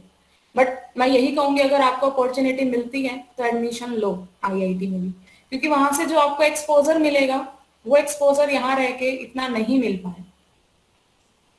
तो अगर कहीं पे भी किसी भी पॉइंट पे कोई भी अपॉर्चुनिटी मिलती है, एक बार ट्राई जरूर करके देखना चाहिए, लाइफ है बहुत बड़ी। उसके बाद एमएससी में भी अच्छा रहा स्कोर, धीरे धीरे थर्ड सेमेस्टर में नेट क्वालिफाई हुआ, और सिमिलरली जैसे इन्फोसिस कंपनी थी तो वहां पे मेरी भी प्लेसमेंट हुई। अब दो ऑप्शन थे चूज करने, या तो नेट है तो आगे अपना पीएचडी में जा सकते थे, और अदरवाइज इन्फोसिस की प्लेसमेंट। हुआ ऐसा जिस दिन इन्फोसिस का जाने की वहां पे थी डेट ऑफर लेटर में, दैट इज आई थिंक 2019 की बात है, 18 नवंबर 2019, सेम डे पीएचडी एंट्रेंस था और सेम डे ही ज्वाइनिंग थी। बट ये था कि हाँ पीएचडी एंट्रेंस हो जाएगा, एमडीयू का ही एंट्रेंस दिया था, वहां पे स्कोर रहा, उनको बोल दिया कि 1 वीक बाद अगर आप मेरा पोस्टपोन कर सकते हो तो प्लीज, तो उन्होंने माना भी, ठीक है आप 1 वीक तक अपना बता देना। स्कोर देख के पता चल गया कि एडमिशन हो जाएगा। तो मेरा जो शुरू से इंटरेस्ट था टीचिंग का, जैसे बताया ही है, बीएससी में भी टीचिंग की, एमएससी के टाइम में अपने बीएससी के स्टूडेंट्स को ही पढ़ा रही थी कॉलेज के, तो टीचिंग का स्टार्टिंग से एम था, और एक एम ये रहा भी है कि प्रोफेसर बनना है, तो एम था मेरे सामने, सो आई चूज पीएचडी। अभी मेरी पीएचडी चल रही है, सेकेंड ईयर है अभी पीएचडी का। साइड बाय साइड नेट के स्टूडेंट्स को भी कोचिंग दी है, अब नहीं दे रही क्योंकि कॉलेज के हैं स्टूडेंट्स जिनको पढ़ा रही हूँ, हेक्टिक है काफी शेड्यूल ऑलरेडी, लेकिन बट फिर भी है कि अगर कहीं लेक्चर देना होता है, जैसे कि सर ने बताया, उन्होंने देखा था एक केएल के आई थिंक कोई सर है, उन्होंने कहा कि आपको फ्री लेक्चर कोई डिलीवर करना है, तो मैं उसमें स्टार्टिंग से इंटरेस्टेड थी कि जहाँ पे किसी को अगर हम नॉलेज शेयर कर सकते हैं तो वहाँ करनी चाहिए। तो इसी तरीके से अगर मुझे कहीं पे भी कोई मौका मिलेगा पढ़ाने का तो पढ़ाना चाहिए, साथ साथ आपकी नॉलेज भी गेन होगी, ये ध्यान में रखते हुए आप भी, अगर आपको कोई छोटा बच्चा भी मिल रहा है पढ़ाने के लिए, पकड़ो और उसको पढ़ाने लग जाओ, क्योंकि आपको भी, और अगर आपका एम है तो वो उस पर डिपेंड करता है, अपना एम एक लाइफ में जरूर रखो। क्वालिफाई मेरा पीएचडी के टाइम गेट हुआ, वहां से थोड़ा सा टर्निंग यूं हुआ कि गेट में 197 रैंक थी, तो I can go for MTech. मन भी बहुत किया, लेकिन ये भी था कि पीएचडी तो करनी ही है, तो अभी पीएचडी कर रहे हैं, देखते हैं आगे क्या रहेगा, अगर मन किया तो चले जाएंगे गेट की साइड भी। और इसमें जो हेल्प रही, आई थिंक लॉकडाउन में काफी सारे टेस्ट सीरीज जो आई उसने बहुत हेल्प की मेरी, मतलब हमने पहले नेट क्वालिफाई कर लिया, लेकिन जेआरएफ की जो मेरी जर्नी थी वो एक बार नहीं हुआ, सेकेंड टाइम मेरा 0.25 से रहा, और फिर उसके बाद कॉन्टिन्यूस टेस्ट सीरीज कर करके, और कुछ मेरी जो फ्रेंड्स थी जो हम साथ में डिस्कस करते थे, मैं जरूर कहूँगी एक डिस्कशन ग्रुप जरूर होना चाहिए आपस में, जिसमें हम ये डिस्कस कर पाए कि हमें यहाँ पे प्रॉब्लम आ रही है, हो सकता है सामने वाला ऐसा पॉइंट बताए, उसकी कुछ शॉर्टकट हो जो हमें आगे के लिए काम आ जाए। तो चाहे आपके टेस्ट में पूरे ही नंबर क्यों ना हो, अगर आपका डिस्कशन ग्रुप है कोई, और एक अच्छे वाला ग्रुप जिसमें सब मिलकर डिस्कस कर रहे हैं, एक्टिव हैं, ये नहीं कि आप बात करने लग गए आपस में इधर की उधर की, सिर्फ पढ़ने के लिए, अगर आप उस ग्रुप में इन्वॉल्व हैं तो आप उस डिस्कशन जरूर कीजिए उस ग्रुप में, आपको उसका फायदा ही मिलेगा। यहाँ पे हैं काफी सारे जो मेरे ही, मतलब हम आपस में काफी डिस्कस किया हमने, स्माइल भी आ रही है उनके फेसेस पे। तो और साथ में एम वाली हमने जो कोचिंग जो चल रही थी टेस्ट सीरीज, वो डिस्कशन होती थी, और भी 2-3, मतलब ये नहीं है आप एक ही जगह पे स्ट्रिक्ट रहो, ऐसा कोई नहीं कह रहा, आप डिफरेंट डिफरेंट टेस्ट सीरीज करो, आपका गोल है क्लियर करना उस चीज को, तो जितने कंसेप्ट क्लियर करोगे उतनी जल्दी आपका क्रैक होगा ये टेस्ट। लाइफ में सब कुछ मिलेगा आपको, अपॉर्चुनिटी ऐसा हो सकता है कि आज आपका क्लियर नहीं हो रहा है, जब आपका गेट क्लियर हो सकता है उसी टाइम आपका नेट भी क्लियर हो जाए, उसी टाइम आपका पीएचडी में भी एडमिशन हो जाए।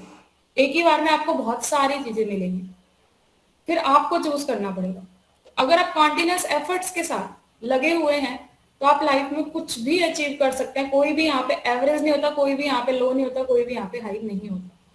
आप कहीं पे भी हो, कैसे भी हो, किसी भी पॉइंट पे स्टार्ट कर रहे हो, आपको बस अपने आप को उस लेवल तक लेके जाना है, उतना डीप में पढ़ना है, डिस्कशन करनी है, टेस्ट सीरीज ट्राई करनी है, अल्टीमेट आप गोल तक पहुंच ही जाओगे। तो इन्हीं के साथ यहीं पे एंड करूंगी। किसी ने कुछ पूछना है तो पूछ सकते हैं। थैंक यू काजल।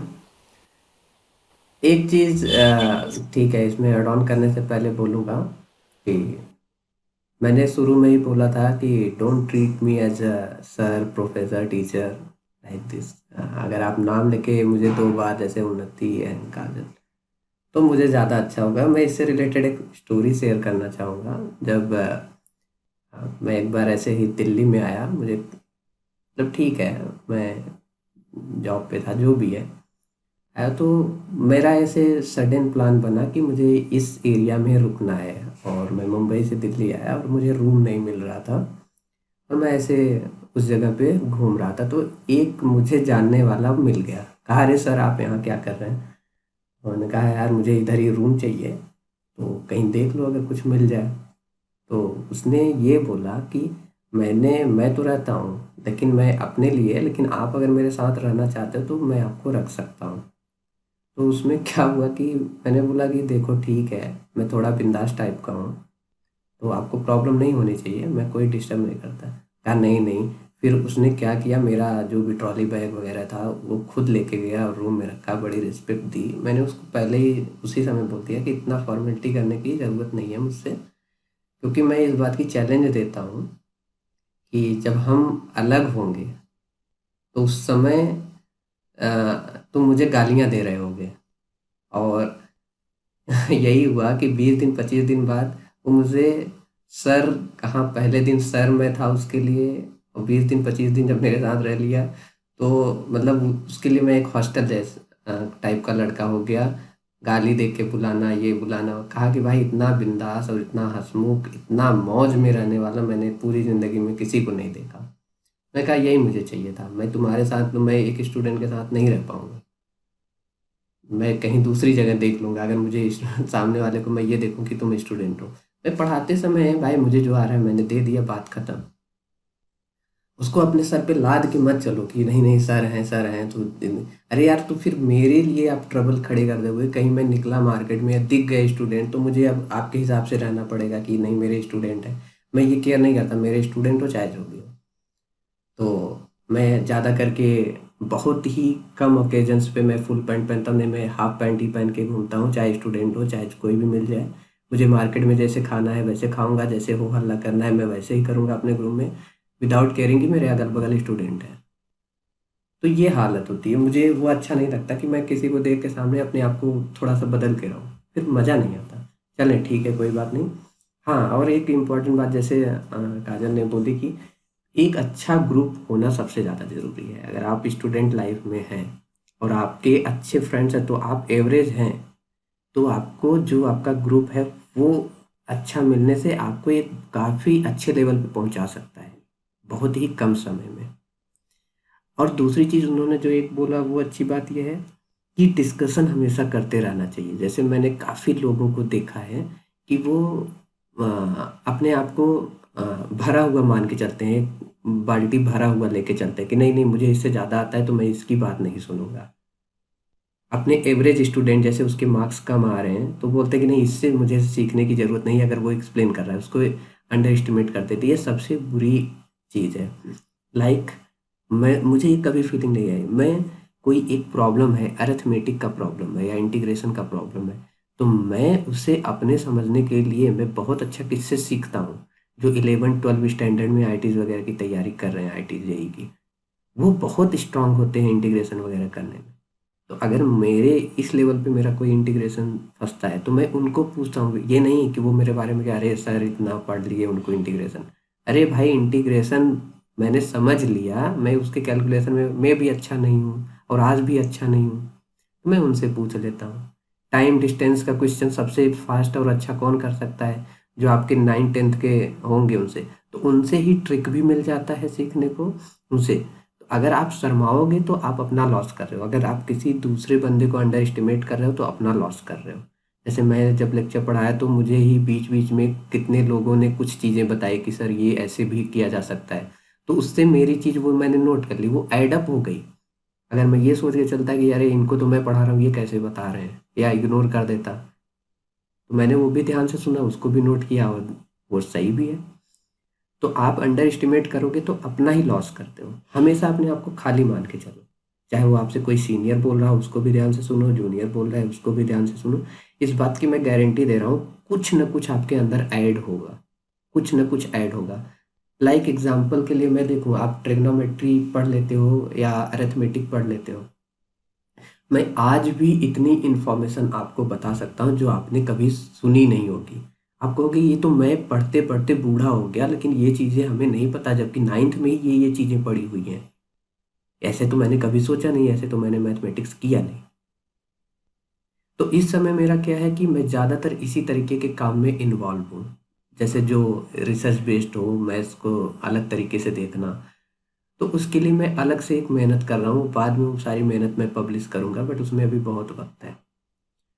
तो ऐसे छोटी छोटी चीज़ों को मैंने रिलेट किया। जैसे रिसेंटली मैंने एक चीज़ रिलेट किया, और मैं जैसे ये चीज़ें आती हैं मैं अपने लेक्चर्स के दौरान वो डिलीवर भी कर देता हूँ। फॉर एग्जांपल अगर मैं आपसे बोलूँ कि आप 9th स्टैंडर्ड में देखो कितनी हायर मैथमेटिक्स यूज किया करते थे। जैसे मैं आपको पूछूं कि x into Y is equal to 0, तो अगर आप 9th स्टूडेंट में हैं तो आप इसका सोल्यूशन बोल दीजिए, either x is equal to 0 either y is equal to 0, then it is okay.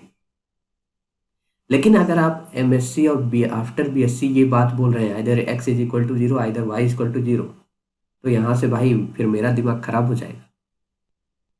Graduate student अगर ये बोल रहा है तो सरासर गलत है, और उसे इस बात के लिए माफ़ी नहीं मिलनी चाहिए। क्यों? क्योंकि जब 9th में आप पढ़ रहे थे तो वहाँ बाय डिफ़ॉल्ट आप जहाँ पे काम करते थे वो रियल नंबर्स होते थे, और रियल नंबर्स इंटीग्रल डोमेन होते थे। तो उनका प्रोडक्ट अगर 0 है तो आप either x is equal to Y is equal to 0 बोल सकते थे। बट अब आपने एक्सप्लोर कर लिया है, आपने नए नए स्पेसेस, नए नए फील्ड्स देख लिए हैं, आपने नए नए सेट्स देख लिए हैं। तो अगर अब ग्रेजुएशन लेवल पे x इंटू वाई अगर 0 है, उसको x 0 और या तो y 0 बोल रहे हैं, तो वो आपकी गलती है, कोई ज़रूरी नहीं है। ये तभी ज़रूरी है जब तक इंटीग्रल डोमेन आपके पास ना हो, इंटीग्रल डोमेन में काम न कर रहे हो। तो इस तरह से भी मैथ्स को चीज़ ये कि हम लोग 9th में भी इंटीग्रल डोमेन यूज करते थे, बट वहाँ पे हम एक बच्चे को नहीं समझा सकते कि आर इंटीग्रल डोमेन है, या ये कॉन्सेप्ट हम नहीं ला सकते थे। तो वहाँ पे उस हिसाब से उनको सिखाया गया कि ऐसा कहीं दिखे तो आप ये बोल देना बस, ठीक है। और बाकी अगर किसी को कुछ पूछना है या चीज़ें हैं तो आप पूछ सकते हैं। और इसी तरीके से हम ओके, इसी तरीके से हमने एक कॉन्सेप्ट लाया है कि वर्चुअल लाइब्रेरी का। मैं तो अवेलेबल रहूँगा, वो आपकी मर्ज़ी है, आप ज्वाइन करना चाहें ज्वाइन करना चाहें। उसका रीज़न क्या है कि मैं अपने आप को टाइम बाउंडेड, क्योंकि अभी मेरा टाइम बहुत ज़्यादा स्टक हो चुका है, जैसे मुझे भी टीचिंग उचिंग के लोड इतने ज़्यादा होते हैं, तो मैं टाइम नहीं कर पाता हूँ प्रॉपर, यहाँ पे लेक्चर्स नहीं डिलीवर कर पा रहा हूँ जो हमारा रेगुलर चलता था, क्योंकि अब लॉकडाउन वगैरह ओपन हो गया, अब वर्कलोड हो गया है।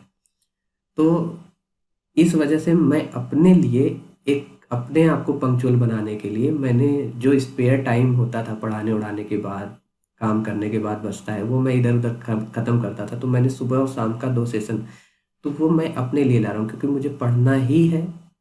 इवन नहीं मेरे कहीं जॉब लग गई है, तो अगर आप रुक गए, पढ़ाई रोक दिया, तो आप प्रोग्रेस नहीं कर सकते, आप उसी लेवल पे रह जाओगे। हमेशा आगे बढ़ना है तो कंटिन्यू कुछ ना कुछ ऐड करते रहना है। तो उसके लिए मैं 4-5 घंटे का सेशन ला रहा हूँ। एक ग्रुप दिया जाएगा जहाँ आप लोग आ सकते हैं, पढ़ सकते हैं, आपस में डिस्कस कर सकते हैं, आप अपनी मर्जी से भी कुछ भी पढ़ सकते हैं, वहाँ पे कोई रेस्ट्रिक्शन नहीं है। एंड सेकेंड चीज़, मैं आप लोग को ये बोलूँगा कि मैंने एक टेस्ट सीरीज चालू किया है, तो वो इन्फॉर्मेशन आप ज़्यादा से ज़्यादा लोगों में शेयर करिए। वो क्या है जो मैं ऑल इंडिया मैथमेटिक्स जो भी कवर अप करता हूँ, उसमें कोई इनकम नहीं होती, और क्योंकि वो मेरा मैनेज करने में चला जाता है, ऐप एंड एक स्टाफ है उसको पेमेंट करने, उतना ही हम चार्ज कर लेते हैं जितना रजिस्ट्रेशन का। उससे थोड़ा बहुत साल भर में 25-50 हज़ार रुपये केवल इतना ही आता है, जबकि स्टूडेंट नंबर ऑफ स्टूडेंट 200 से ज़्यादा ही चल रहे हैं।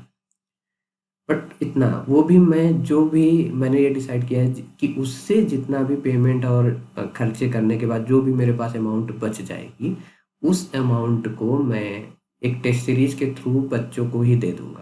तो मैंने एक टेस्ट सीरीज निकाला है स्प्रिंग क्विज करके, उसमें आप लोग पार्टिसिपेट करिए। मैं इस बात की चैलेंज दे रहा हूँ कि आपको रेगुलर क्वेश्चंस नहीं मिलेंगे, सारे क्वेश्चंस आपके थिंकिंग मैथमेटिकल अंडरस्टैंडिंग पे होंगे। मतलब आप क्वेश्चन रीड करोगे, क्वेश्चन का लेवल अच्छा होगा, बट अगर आप उस चीज़ की मीनिंग नहीं समझ रहे हो तो आप उस पर सॉल्व, ये नहीं है कि आप पेन पेपर लेके बैठ जाइए लगे सॉल्व करने, ऐसा कोई भी क्वेश्चन आपको नहीं मिलेगा। आपको क्वेश्चन है, फॉर एग्जांपल अगर मैं आपको एक चीज़ बोल दूँ, कुछ मैं डायग्राम्स दे दूंगा मैथमेटिकल स्ट्रक्चर, उससे रिलेटेड मैं क्वेश्चंस पूछ लूँगा। फॉर एग्जांपल जैसे एक क्वेश्चन मैं दे दूँ, एक फंक्शन दे दूँ और बोलूँ कि ये फंक्शन गिवन सेट में यूनिफॉर्म कंटिन्यूअस है कि नहीं है, तो आप क्या करते हो, आपके पास थ्योरेटिकल अप्रोच होती है, आप कर लोगे। तो ऐसा क्वेश्चन बिल्कुल नहीं आने वाला है। मैं सीधा कुछ फंक्शन से ड्रॉ करके दे दूंगा, कुछ ग्राफ दे दूंगा, और ग्राफ दे के मैं आपसे पूछूंगा कि ये यूनिफॉर्म कंटिन्यूअस है कि नहीं है प्रोवाइडेड सेट में या प्रोवाइडेड डोमेन में। तो आप इसका मतलब क्या हुआ, आपको पेन पेपर का वर्क ही नहीं है। अगर आप यूनिफॉर्म कंटिन्यूटी की डेफिनेशन जानते हो, उसकी अंडरस्टैंडिंग है, ग्राफिकल अप्रोच है, ज्योमेट्रिकल अप्रोच है, तो आप देखते ही आंसर बता दोगे। और नहीं है तो वहाँ पे पेन पेपर चलाने जैसा मैं कुछ दे ही नहीं रहा हूँ, तो आएगा भी नहीं आपको। तो इस तरह से सारे क्वेश्चन होने वाले हैं, और फर्दर मैं उसकी डिस्कशन भी करूँगा। तो आप लोग शेयर भी करिए, लोगों को प्रमोट भी करिए, और जितना भी मेरा प्रॉफिट है वो उसमें मैं दे दूंगा। जो भी फर्स्ट आएगा या जो भी जिसका परफॉर्मेंस अच्छा होगा, उसको वो सारा का सारा प्रॉफिट दे दिया जाएगा। तो हमने एक अच्छा खासा अमाउंट रखा है जो भी इस बार मुझे बचा मिला, क्योंकि मुझे उन पैसों से बहुत फ़र्क नहीं पड़ता, क्योंकि मेरी सोर्स ऑफ इनकम अलग है और मैं उसमें काफ़ी खुश हूँ।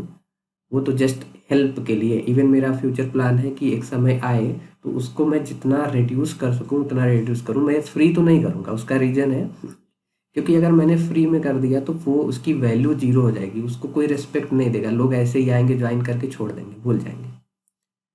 तो वो अमाउंट लेना ज़रूरी है कुछ, जिससे लोग आए तो उनके ऊपर एक प्रेशर रहे कि मैंने दिया हुआ है तो मुझे पढ़ना ही है।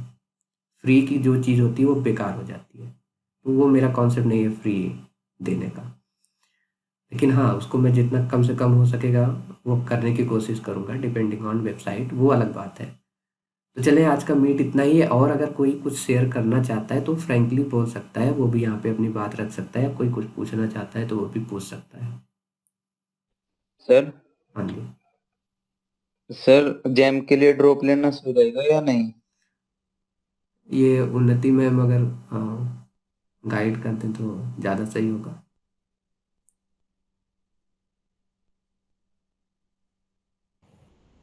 Yes sir.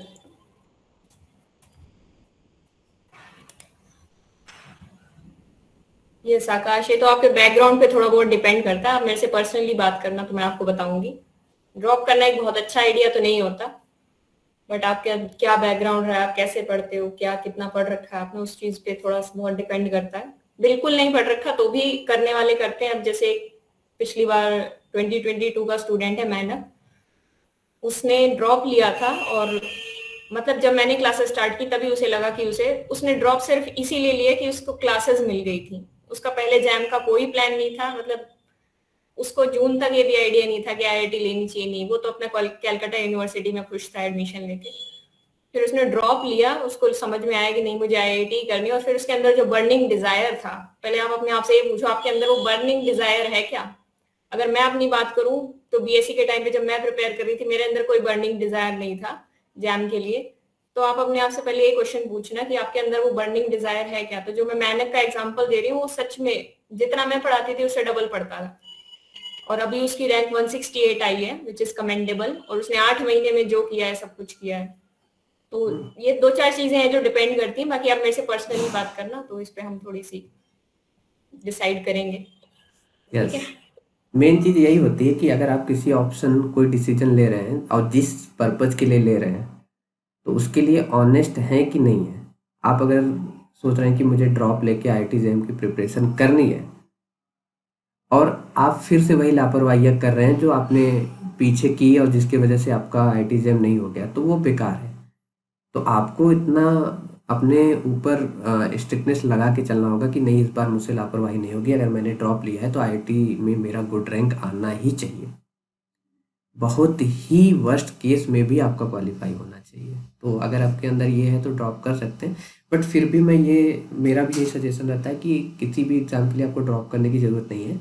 आप अपनी मास्टर्स चालू कर दीजिए और मास्टर्स में आपके पास भरपूर टाइम होता है आईआईटी जेईई की प्रिपरेशन तैयार। बहुत लोग ऐसे हैं जो मास्टर्स करते करते आईआईटी जेईई में गुड रैंक आते हैं। मेरा पर्सनल यस, मैं पर्सनल सही। ग्रेजुएशन फाइनल ईयर में आईआईटी जेईई 143 रैंक, मास्टर्स करते समय भी आईआईटी जेईई में मेरी अच्छी रैंक थी। बट मेरे साथ इशू ये था कि जब मैं ग्रेजुएशन कर रहा था तो आईआईटी जेईई में 143 रैंक के साथ मैं क्वालिफाई था। एंड इवन आईआईटी दिल्ली मुझे मास्टर्स प्रोग्राम भी मिल रहा था। इंटीग्रेटेड में चांस नहीं बना, बट मास्टर्स प्रोग्राम था। बट उसका रीज़न ये था कि जो बीएससी सेमेस्टर 5 होता है उसमें यूनिवर्सिटी की गलती से मेरा 3 सब्जेक्ट एब्सेंट आ गया था, तो जिसकी वजह से वो सेमेस्टर 5 का मार्कशीट मेरा क्लियर नहीं हो पाया काउंसलिंग के टाइम तक। तो उसकी वजह से एडमिशन नहीं मिला। फिर मैंने मास्टर्स 1 साल कंप्लीट कर लिया था, तो मैंने दोबारा सोचा कि 1 साल पीछे जाने का मेरे लिए कोई मतलब नहीं निकल रहा है, तो इसलिए मैं दोबारा उसमें नहीं किया। सेम टाइम पे मेरा टीआईएफआर का भी इंटरव्यू वगैरह दिया, नहीं हुआ। अगर टीआईएफआर होता तो मैं शायद ड्रॉप ले लेता, बट नहीं हुआ तो मैंने कंटिन्यू किया नॉर्मली मास्टर्स उससे। लेकिन कोई फ़र्क नहीं पड़ता, आपके पास सबसे बेस्ट चांस होता है आईआईटी में जाने का, आईआईटी जेईई। इससे ईजी चांस कहीं भी अवेलेबल नहीं है। और सबसे बड़ी चीज़, अगर आप हायर स्टडीज़ में जाना चाहते हैं खास करके आईआईटी के थ्रू, तो आईआईटी जेईई के थ्रू मास्टर्स और वहीं से आपकी पीएचडी। अगर आप बाहर से वहाँ पे पीएचडी लेना चाहते हैं तो आपके लिए थोड़ा सा टफ पड़ जाता है, और अंदर से ही लेना चाहते हैं तो आपके लिए ईजी हो जाता है। तो मास्टर्स के साथ भी आप आईआईटी जेईई का कर सकते हो। बाकी उन्नति मैडम से आप जो भी है बात करके देख लीजिएगा या गाइडेंस ले लीजिएगा। चलें, और कोई है या फिर मीटिंग ओवर किया जाए? किसी को कुछ अगर बोलना है या शेयर करना है तो आप बोल सकते हो बिंदास, कि आपको क्या दिक्कतें आ रही हैं, क्या नहीं आनी चाहिए, उससे कैसे निकला जाए, आप ये शेयर कर सकते हो। पहली चीज़ तो आपको पहले बोल्ड होना पड़ेगा, बोलना आना चाहिए। आप अगर बोलने में पीछे हैं तो आप इंटरव्यू में भी पीछे रह जाएंगे। बहुत लोग को मैंने देखा है, उनको नॉलेज इतनी अच्छी होती है बट वो एक्सप्रेस नहीं कर पाते जब इंटरव्यूअर के सामने जाते हैं। क्यों? क्योंकि आप बोलने में पीछे हैं, शर्माते हैं। और वहीं एवरेज हैं जो आपसे काफ़ी कम नॉलेज रखते हैं, बट वो बोलने में इतने माहिर होते हैं कि इंटरव्यू में जाके बिंदास कॉन्फिडेंस से बोल लेते हैं। तो इंटरव्यूअर देखता है कि इसके अंदर एक है, ये सीख लेगा क्योंकि इसने कोशिश करी है। कितने लोग तो खड़े होते हैं, हाथ पैर कांपने लगते हैं, वो लिख नहीं पाते हैं। जैसे मैंने तो कई इंटरव्यूज देखे हैं जहाँ पे केवल सिंपल सा एक डिटर्मिनेंट दे दिया गया और बोला गया कि इसका डिटर्मिनेंट निकाल के बता दो, आइगन वैल्यू निकाल के बता दो, नहीं निकाल पा रहे। वो नेट और गेट क्वालिफाई लोग हैं वो हाल, क्योंकि वहाँ जाने के बाद वो एकदम लॉस्ट हो चुके हैं। वो अपने आप को कभी रिप्रेजेंट नहीं किए रहते हैं किसी के सामने, और इतने बड़े बड़े लोगों के सामने जाते ही वो जीरो हो जाते हैं। मुझे भी पहली बार स्टेज आने में मेरे हाथ पैर काँपे थे, लेकिन बस उसके बाद से फिर कभी नहीं होता। अब आगे कितने भी लोग हों तो मुझे कोई फ़र्क नहीं पड़ता। अभी रिसेंट में मैं एक चीज़ बताऊँ, एक जगह मुझे लेक्चर डिलीवर करना था। सारे प्रोफेसर सामने बैठे थे और ऐसे ही मुझे करना था। मैं ऐसे घूमते घूमते पहुंचा था, तो ऐसे उन्होंने बोला कि किसी को अपनी तरफ से, उनके अपने पर्सनल प्रोग्राम थे कॉलेज में, मैं भी वहाँ पे पहुँच गया था कि चलो देखते हैं। तो मैंने कुछ अलग से डाल नहीं रखा था कि मैं भी यहाँ पे बोलने वाला हूँ या कुछ करने वाला हूँ। बट उन्होंने सामने से इनवाइट किया कि अगर कोई भी जो भी यहाँ पे प्रेजेंट हैं, जो भी पार्टिसिपेट कर रहे हैं, उनमें से कोई, तो मैं सबसे पहले उठ के मैंने कहा कि क्या है, बोलने में चलते हैं, बोलना स्टार्ट कर देते हैं। और मैंने जाके बोलने में, तो जैसे मैं अपनी इच्छा से बोलता हूँ तो बेसिक एकदम छोटी छोटी चीज़ें उठाता हूँ। तो मैंने जाके बोर्ड पे लिखा, उनके स्मार्ट बोर्ड पे, स्मार्ट बोर्ड था डिटर्मिनेंट। तो वहाँ पे एक काफ़ी सीनियर प्रोफेसर थे, उन्होंने कहा कि डिटर्मिनेंट तो सब जानते हैं, इसमें क्या बोल लेंगे। तो मैंने, देखिए मैं बोलने में डरना नहीं चाहिए कभी भी, तो मैंने उनसे यही कहा कि एक बार एक मास्टर जी थे, वो क्लास में एंटर किए और उन्होंने एंटर करते हुए बोला कि देखो बच्चों, आज मैंने इतना बड़ा मुर्गा देखा, इतना बड़ा मुर्गा मतलब ज़मीन से इतना बड़ा मुर्गा। इतने में बच्चा उठ के बोला कि अरे टीचर जी, इतना बड़ा मुर्गा कहाँ होता है? तो टीचर ने क्या कहा, अरे दूसरा हाथ तो लगाने दे नीचे। हाँ, आपने तुरंत समझ लिया उतना बड़ा मुर्गा। तो पूरी बात सुनने से पहले कमेंट आ जाए तो उसको इस तरह से भी हैंडल। तो मैंने जब डिटर्मिनेंट उनको फिनिश किया, तो वो लोग कहे हाँ हाँ क्या ही मतलब बोला। तो मैंने कहा कि, तो फिर मैंने उनके ऊपर एक कमेंट किया। मैंने कहा कि ईमानदारी से सर बताइए कि क्या ये चीज़ें आपको पता थी डिटर्मिनेंट के बारे में? मैंने कहा कि पता तो थी, लेकिन इस तरह से कभी मतलब सोचा नहीं था, या इस तरह से कभी पढ़ाया नहीं था, ये बात तो है। मैंने कहा कि यही इसीलिए क्योंकि मुझे पता है कि यहाँ पे सारे लोग को चीज़ें पता है, लेकिन नई चीज़ मैं डिटर्मिनेंट पे क्या ही बोलूँगा। मैं यहाँ डिटर्मिनेंट लिख के डिटर्मिनेंट निकालने थोड़ी आया हूँ। मैंने जब डिटर्मिनेंट्स, वेक्टर स्पेस, वहाँ से प्रोजेक्शन वगैरह सारी चीज़ें, और ज्योमेट्री, एक भी चीज़ थियरी मैंने लिखी ही नहीं वहाँ, सब ज्योमेट्री से ही चल रहा था। डिटर्मिनेंट भी ज्योमेट्री पे चली, उससे रिलेटेड जितनी भी टर्म्स आए सब ज्योमेट्री ही चली। तो आप लोग भी ये चीज़ें सीखने की कोशिश करिए कि ये जो चीज़ें हम पढ़ रहे हैं वो सबसे पहले एग्जिस्ट करती हैं, उसकी एक ज्योमेट्री होती है, फिर उसका थ्योरेटिकल मॉडल तैयार किया जाता है जो मैथमेटिक्स में डाला जाता है। क्योंकि हर बार हम ज्योमेट्री नहीं सोच सकते ना, तो इसलिए उसका एक मॉडल तैयार किया जाता है कि एक पेन पेपर के काम से हम काम चला लें, और हर बार ज्योमेट्री बनाने बैठे तो ज्योमेट्री बनाते रह जाएंगे। लेकिन अंडरस्टैंडिंग असली चीज़ की होनी चाहिए। तो मैं आपको यही कहूँगा कि मेहनत करते रहिए और फ्यूचर आपके लिए अच्छा है, काफ़ी अच्छा समय आने वाला है आप लोगों का। तो मेहनत करते रहेंगे तो आपका समय बदल जाएगा आने वाले कुछ महीनों में। बाकी कुछ हो तो इतने लोग हैं, अब मुझे नहीं पता कि क्या होता है कैसे होता है, फिर भी हाँ। और एक मैं सारी इन्फॉर्मेशन आपको दे दूंगा कि कौन कौन यहाँ पर था, कौन कौन नहीं था, ताकि आप लोग आपस में भी इंटरेक्ट करते रहिए, एक दूसरे से इन्फॉर्मेशन शेयर करते रहिए। एंड वन मोर थिंग, मैं आप लोगों से ये पूछना चाहूँगा कि मैंने ये वीडियो रिकॉर्ड करके रखा है, अगर किसी को दिक्कत ना हो तो मैं इसको अपने जो मेरा एक चैनल है उस पर मैं डाल सकता हूँ या नहीं? क्योंकि मुझे अगर किसी को प्रॉब्लम होगी तो मैं ये वीडियो उस पर नहीं डाल सकता।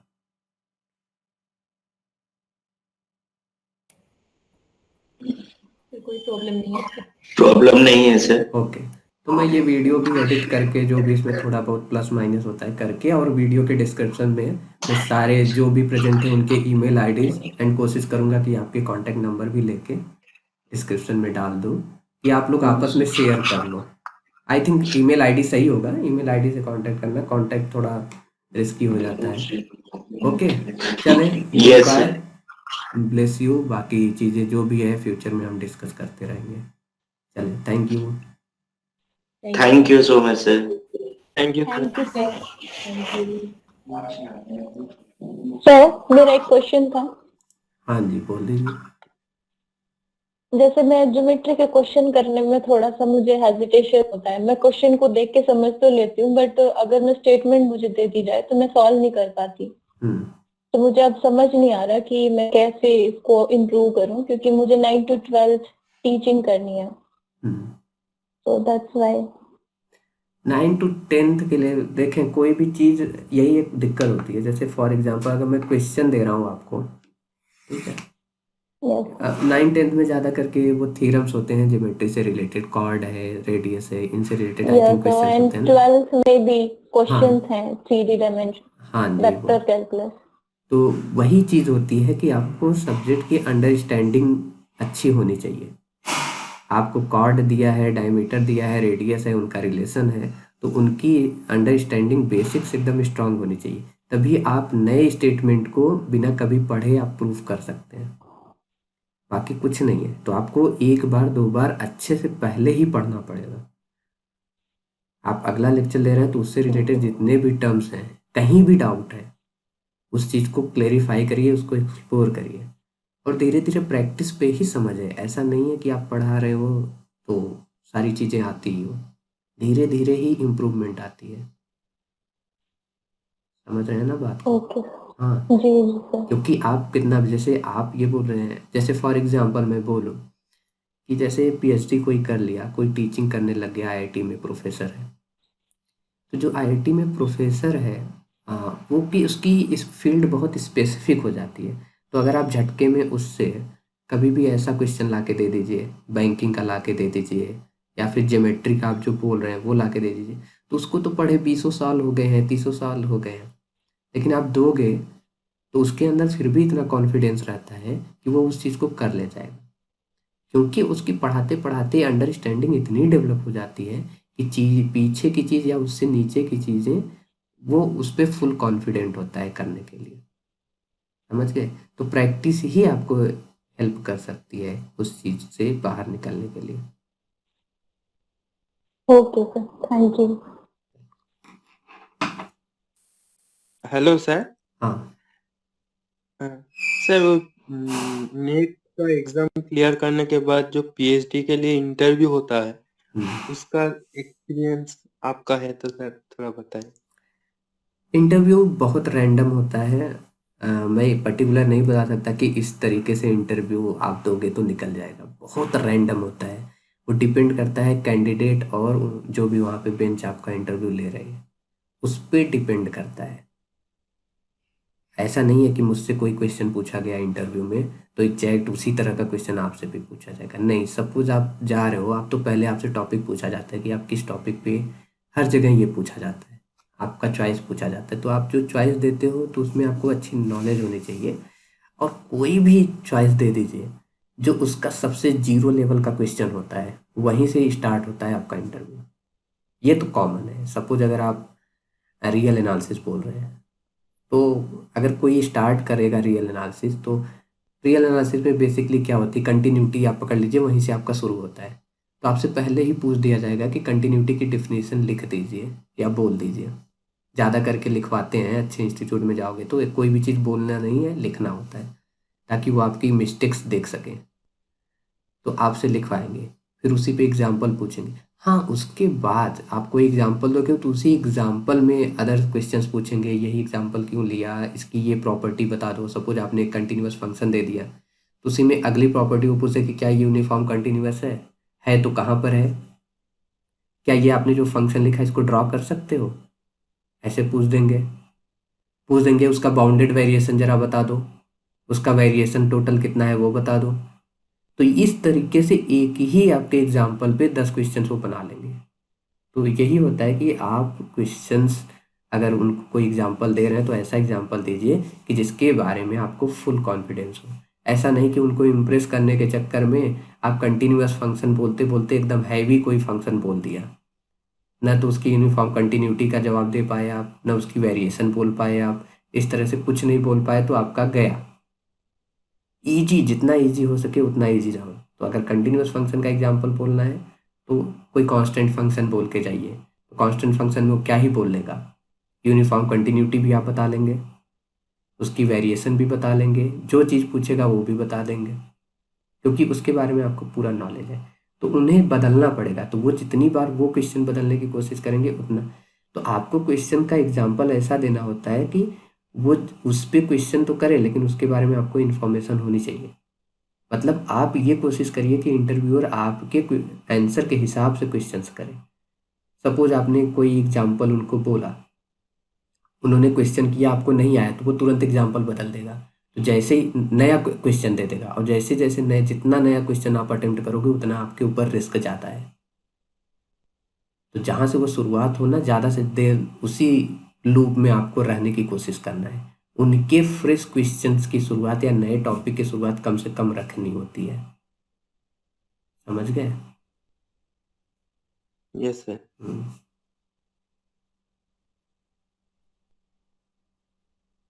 चले, तो मीटिंग यहीं पे फिनिश किया जाता है। बाकी मेरे हिसाब से ठीक ठाक रहा मीटिंग। और काफ़ी इन्फॉर्मेशन मिली होगी, और कुछ आपस में नए चेहरे और कुछ आपस में दोस्ती यारी और इन्फॉर्मेशन शेयर करने के लिए फ्यूचर में काम आएगा, क्योंकि जितना ज़्यादा आप अपने ग्रुप के लोगों से कांटेक्ट रखेंगे उतना आपको इन्फॉर्मेशन मिलती रहेगी और उतना आपका काम बढ़िया और स्मूथ चलता रहेगा। अपने आप को कभी भी आइसोलेट करके मत रखो, क्योंकि आइसोलेट करना उनकी कोई वैल्यू नहीं होती है। आइसोलेट करने से आपके सिंगुलरिटी, जो आइसोलेटेड सिंगुलरिटी होती है उसका भी यही हाल होता है बेचारा, उसकी भी ज़्यादा कोई कदर नहीं करता वहाँ भी। तो आप अपने आप को आइसोलेट करते हो, मैथमेटिक्स पढ़ते हो तो अपने लाइफ में लगाओ, आइसोलेटेड बन के मत रहो, ठीक है। चल, thank you. Thank you sir. Thank you thank sir. You sir.